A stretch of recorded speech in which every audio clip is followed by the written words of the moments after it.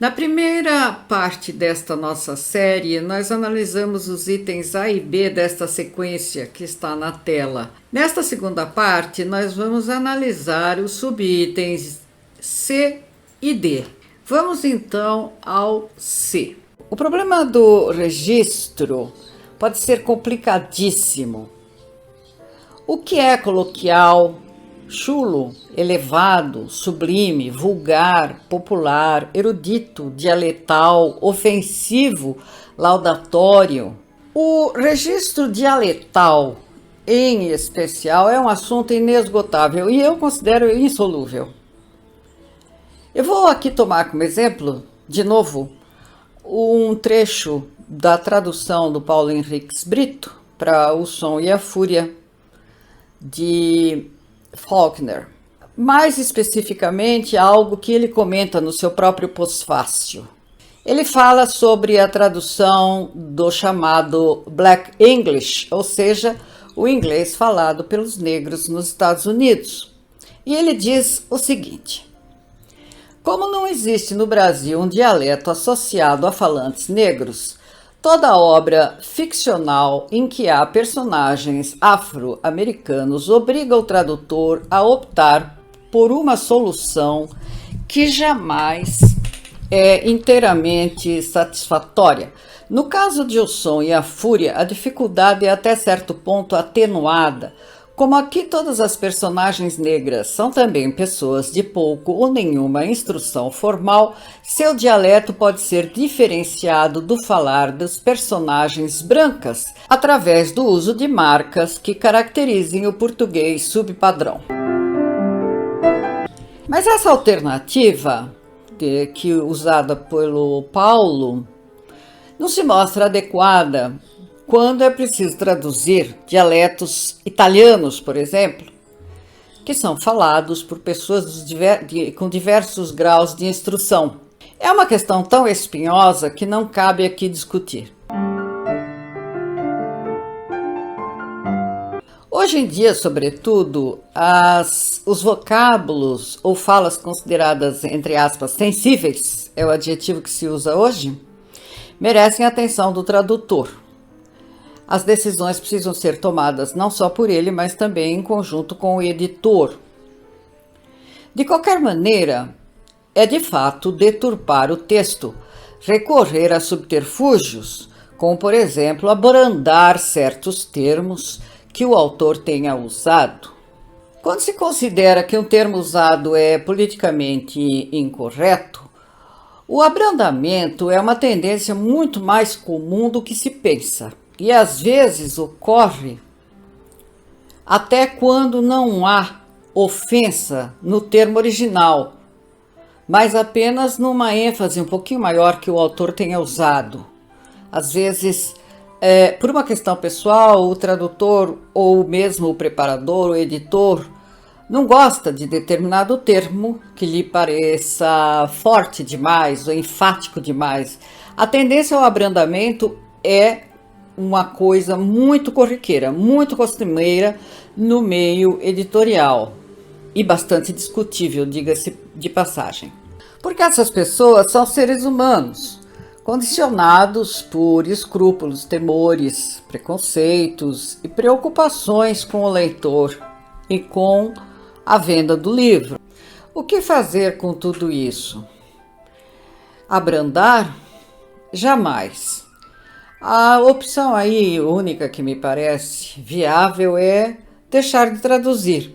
Mas não deixar de traduzir aquele trecho, deixar de traduzir a obra. E essa é uma decisão a ser tomada com o editor. Evidentemente, não vai deixar de traduzir a obra por causa de uma palavra, mas no caso de uma obra inteirinha, não é feita com base em posturas discriminatórias, seria interessante de discutir a viabilidade, a oportunidade da tradução.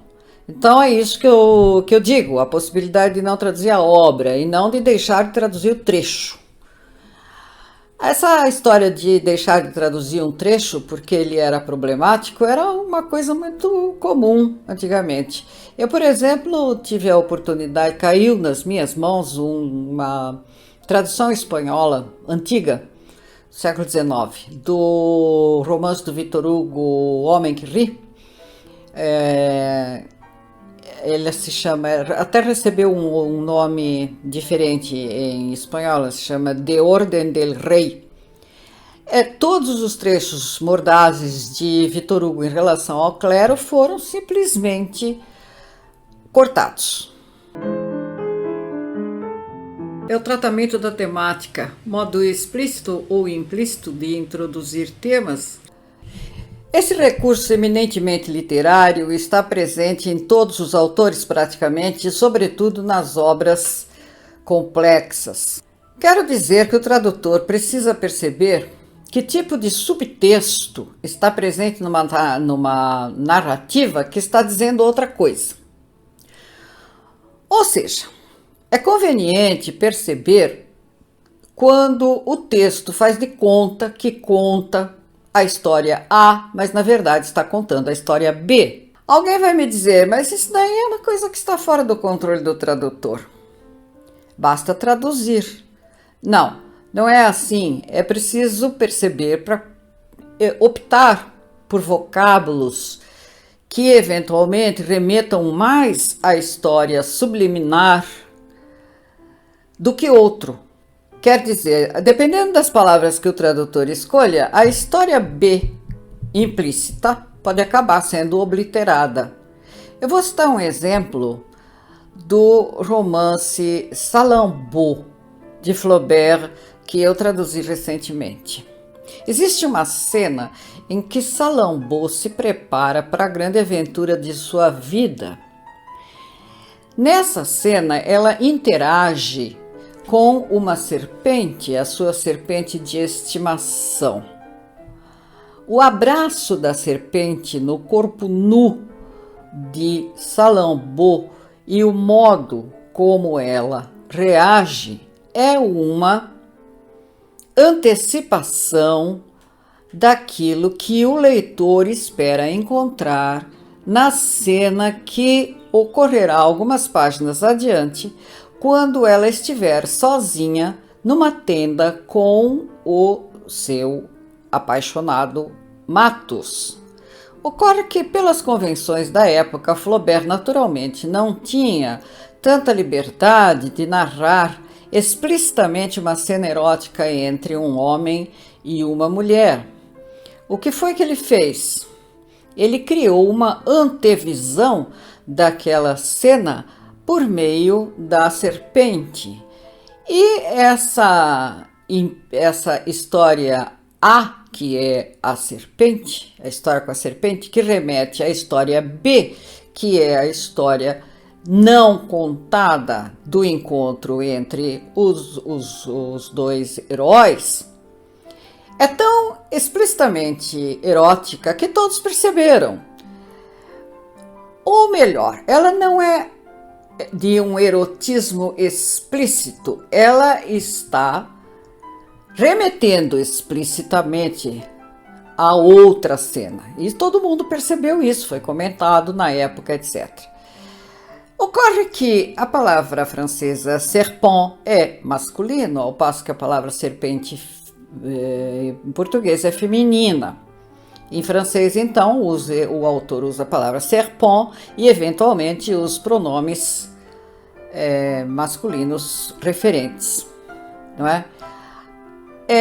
Se eu usasse a palavra feminina, eu achei que abrandaria a remissão àquela outra cena implícita. Então, o que foi que eu fiz? Eu preferi usar a palavra que designa aquela serpente, que era uma palavra que é inclusive usada com frequência no próprio texto original. Eu preferi, então, naquele momento, usar somente a palavra python, que é masculina. Pode ser que dessa forma eu tenha reforçado até demais. Será que eu fiz isso?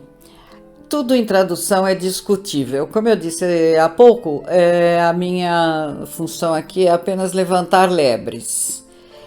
Na próxima parte, vamos tratar de foco narrativo, artifícios retóricos, sintaxe e um monte de outras coisas. Não percam!